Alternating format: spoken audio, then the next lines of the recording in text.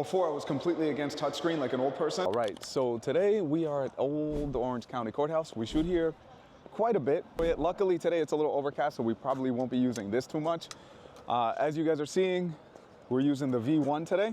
This is a flash that we've been testing out and either posted a review by now or I'm gonna post it after this video.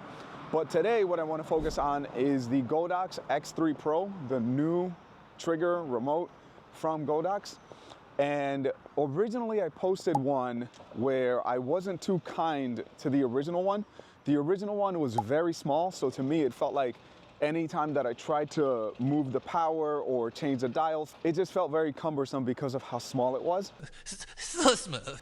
And I think with the bigger form factor of this one, I am gonna like it more, because if you guys follow the channel, there was another video that I posted about V480, and that is a touchscreen flash also.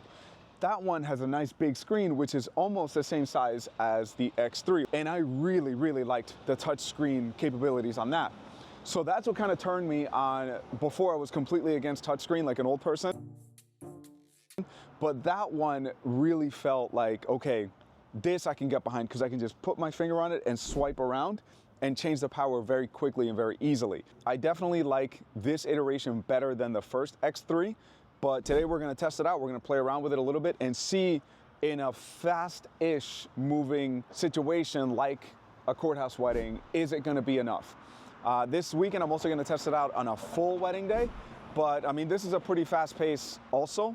So I just wanna see when you're not in a studio, you can take your time, how easy and how good it is. So let's see. I'll let you guys know at the end what my initial thoughts are on an actual job.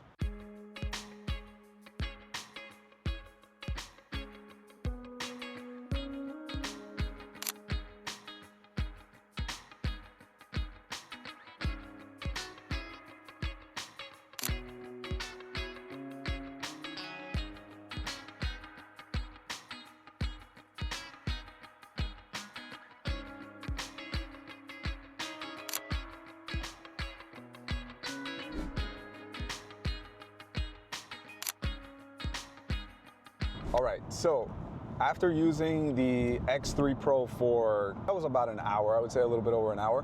A couple of things that I took away from it. One, I find that the touchscreen seems to be a heck of a lot easier to use than the original X3, because on that one, like I was saying before, it's a lot smaller, so it was a little bit more annoying. You know, you may be tapping things that you don't want to tap. With this one, it's pretty intuitive. Whatever you want to be touching and moving, you're going to be moving.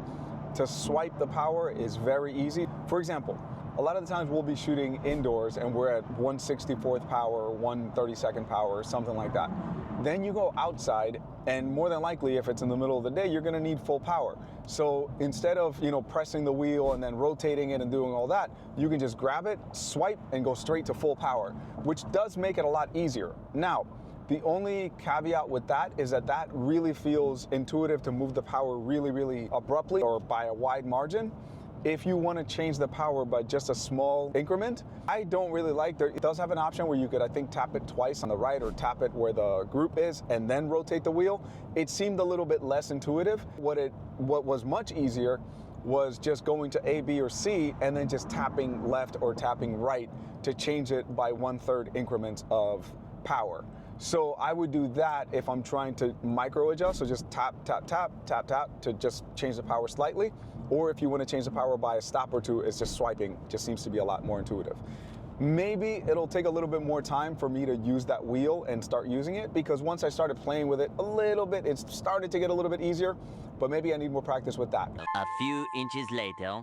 All right, pause. So I am going to take back what I was saying in that video. After using it for 8 hours on a full wedding day, I did find that tapping it, 1, 2, is a little bit easier than tapping it to give you small incremental changes.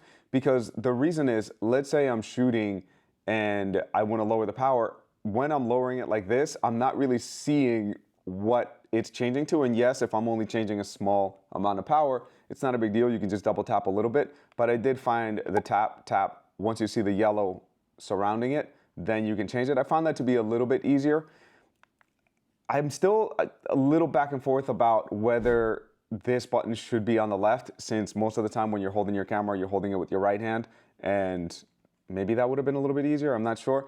But I don't mind it too much. But definitely what I was trying to explain in this little clip is I did find it to be a little bit easier to tap and change for small, small changes. For big changes, if I'm, shooting outside and then I'm going inside or vice versa, I do like the swiping because those are for larger changes. And then for the smaller changes, it's the double tap. I just wanted to mention that in the original video, I did say that tapping it on top seemed easier. In a faster pace, I found that I was using this option a lot more. And to compare it to the X Pro, one thing that I took away from this is that it didn't slow me down using the touchscreen. That's what I didn't like about the original X3. I felt like it wasn't as intuitive and I felt like it was slowing me down. This one, I don't know, maybe it's because it's a larger screen. It doesn't feel like I'm tapping multiple buttons when I'm not trying to. It definitely feels a little bit more intuitive. So I'll do another review, maybe extra thoughts after using it a little bit more, but oh yeah, USB-C charging. So I'll do maybe like a walkthrough on it on the next video, but I wanted to show you guys what it's actually like to shoot instead of, sitting in front of a computer talking nonsense.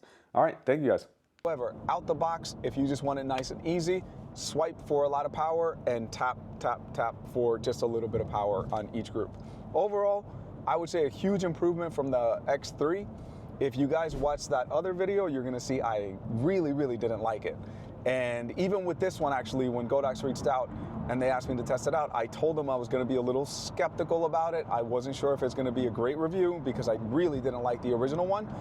And I'm happy to say that this one definitely a huge improvement. I'm probably gonna be using this one instead of the X Pro for some time just to see if I can get used to it, because there are some differences between those two. Obviously, one of them is very tactile, the other one is touchscreen, but I am liking it very much. I didn't have that apprehension that I had the X3.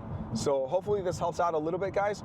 We're gonna do a larger review, maybe show more of the options that you can do with it, but just out the box for what 90% of what you guys are gonna use it for, off-camera flash, a couple of groups. I hope this video helps you guys out. So let me know what you think in the comments. If you guys have played with it, what your thoughts are as far as using the touchscreen technology versus the more tactile buttons. And if you want to subscribe, feel free. And if not, I don't know, go find something else to watch. No. Thank you guys for watching. All right, have a good day.